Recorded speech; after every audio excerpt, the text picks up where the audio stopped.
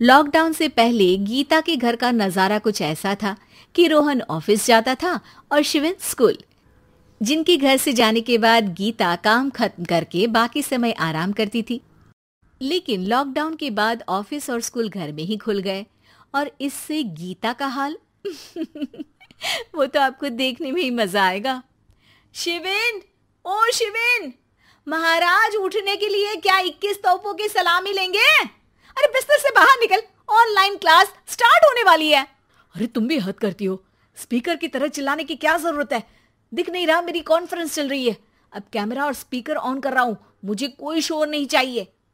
इस पर जैसे ही रोहन लैपटॉप का कैमरा और स्पीकर ऑन करता है तभी कुकर की सीटी बजती है। करा लो अब इसे चुप। लॉकडाउन नहीं हुआ, मेरी मौत का फरमान जारी हो गया। दोनों बाप बेटे ने नाक में दम किया हुआ है। ऐसा बोलकर गीता वहां से शिविन के कमरे में पहुंच जाती है, जहां शिविन अभी भी सो रहा होता है। ओ आलसी, अब अगर 5 मिनट में नहीं उठाना तो आज तेरा गेम और यूट्यूब कैंसिल। माँ की बात सुनकर शिविन बिना 1 मिनट गंवाए उठ खड़ा होता है। उठ गया, अभी नहाकर भी आता हूँ। ये नाटक कहीं और, मुंह पर गीला कपड़ा मार और पढ़ने बैठ। शिविन की ऑनलाइन क्लास स्टार्ट हो जाती है, जिस पर गीता उसे वहां बिठाकर रसोई में चली जाती है। थोड़ी देर में उसे कमरे से कुछ आवाज सुनाई देती है, जिसे सुनकर वो कमरे में वापस आती है। हाय राम, तुझे क्लास अटेंड करने के लिए बोला था, कैमरा ऑफ करके बिस्तर पर नाचने के लिए नहीं बोला था। मम्मी मुझे कुछ समझ नहीं आ रहा, आप बाद में पढ़ा देना ना, वैसे भी अटेंडेंस तो लगी गई है। हाँ बेटा, जरूर बन जा, तू अभी से हम सबका बाप बन जा। अरे नहीं मतलब कहाँ से लाते हो इतना दिमाग, और पढ़ाई करते हुए ये चला कहाँ जाता है? नाइस क्वेश्चन, दिमाग से पूछकर बता दूंगा। शिविन की बातों से परेशान होकर गीता उसे मारने के लिए जैसे ही आगे बढ़ती है तभी वो कमरे से बाहर भाग जाता है। अब शिविन आगे और गीता हाथ में चप्पल पकड़े उसके पीछे पीछे पूरे घर में दोनों घूम रहे होते हैं। इसी बीच वो रोहन के पास पहुंच जाता है और शिविन को मारने वाली चप्पल रोहन के लैपटॉप पर जाकर गिरती है। ओए माँ! मम्मी, अब पापा को चप्पल मार रही हो? वो आज तक के रिपोर्टर, चुपचाप जाकर क्लास अटेंड कर ले, नहीं तो अगली तेरे पीछे लगेगी। इस पर शिविन वहां से चला जाता है, जिसके बाद रोहन गीता से कहता है, इस सर्कस के लिए कुछ बोलना चाहोगी? अरे क्या करूं, जब से तुम दोनों घर में रहने लगे हो, घर अपने आप ही सर्कस बन गया है और मैं तुम्हारी नौकर। कभी बेटी को संभालो तो कभी बाप के नखरे उठाओ। इन्हीं सब उथल पुथल में दिन बीतते रहते हैं, जिसमें हर रोज घर के अंदर कुछ नया सियप्पा खड़ा मिलता है, जो ज्यादातर शिविन और रोहन की ऑनलाइन स्कूल और ऑफिस से रिलेटेड ही होता है। एक सुबह, शिविन चल उठ, आज की क्लास जल्दी है। कैमरा ऑफ करके आप अटेंड कर लो। अरे ऐसे छित्तर पड़ेंगे, दादी नानी सब एक साथ याद आ जाएंगी।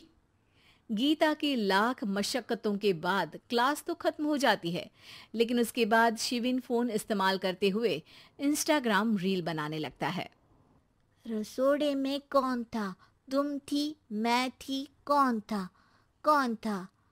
हाँ, मैं गरीब हूँ। अरे ओ गरीब के बेटे, आजा, मैं बनाती हूँ तुझे गरीब। मैं बताती हूँ रसोड़े में कौन था। पढ़ाई करने बोलो तो इनकी माँ मर जाती है, और ये पागलपंतियां जितनी मर्जी करा लो। गीता शिविन को डांट रही होती है, तभी रोहन बीच में बोल पड़ता है।